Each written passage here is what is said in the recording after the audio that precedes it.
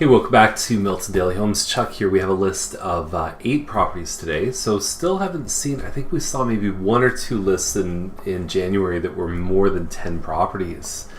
I think I have the light thing figured out. So those are a couple of IKEA lights. This is the chat light, which I ordered online. Not bad. You're supposed to put it kind of on your phone or your iPad, or I guess you can use it for a laptop, but it's supposed to make selfies better.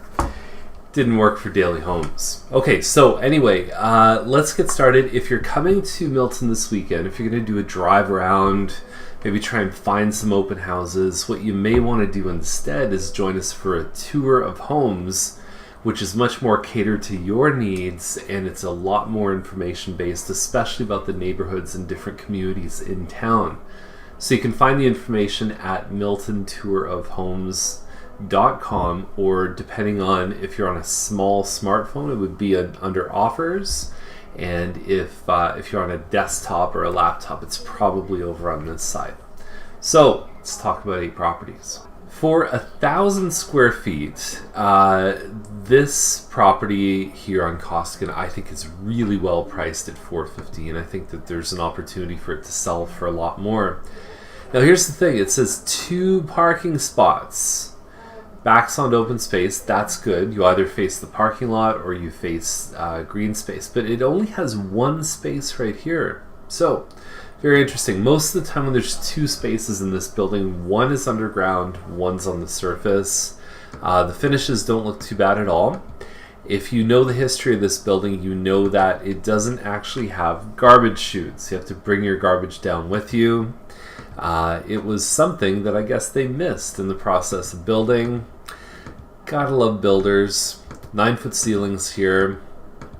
And overall the building is good. The maintenance fees do not include a whole lot. There's a party room, there's a very small exercise room, but they've stayed pretty steady, which I like. That to me is by far the best side to face. So it's a good one, and the price is good. They're holding back on offers on this one. Hold on, let me check. February 2nd, 7 p.m. So apparently this one on Prosser will leave you breathless, mouth to the floor. I remember when this one was first built, they sold it a few months after it was constructed, and since then I think it's had 1 or 2 other owners. $599. It is called a Westgate Corner.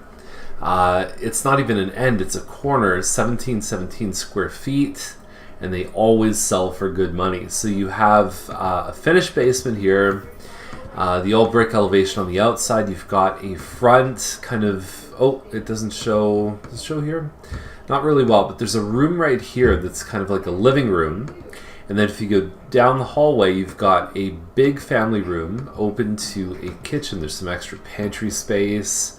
The hardwood floors versus having ceramic in the kitchen. Now, if you drop a can, it's going to cause damage on your floor.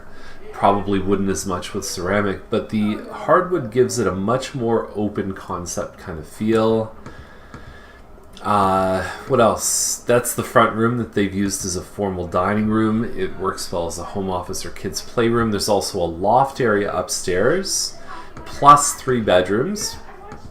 And there's your finished basement, bit of landscaping in the backyard, and also around the side too. So this one, guaranteed. Like, I mean, I don't guarantee a lot. I guarantee this one's going to sell for more than $600.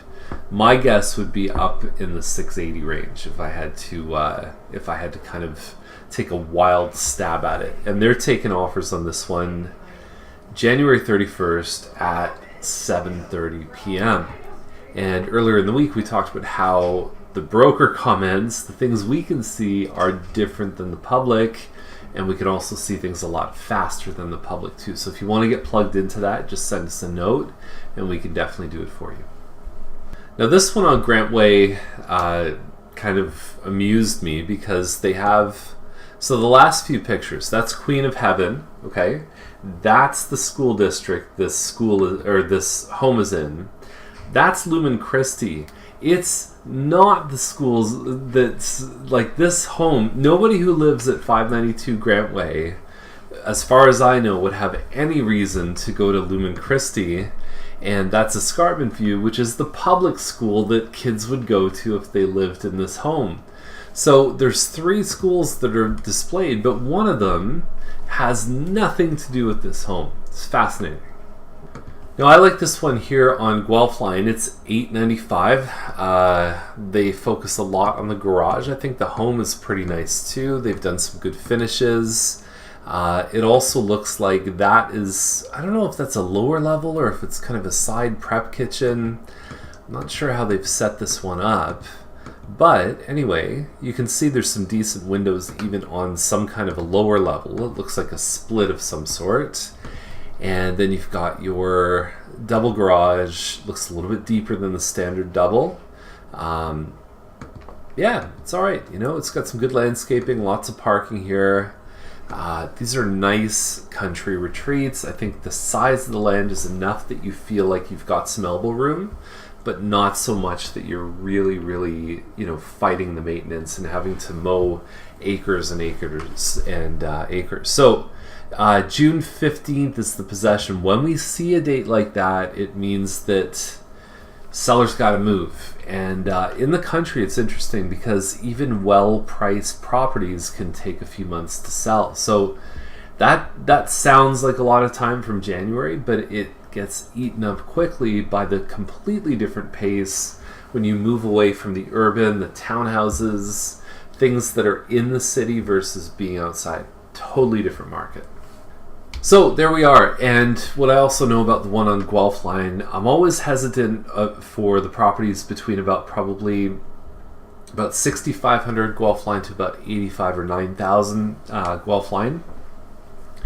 At around 7,500 Guelph Line, there is a place called Monaghan Mushrooms.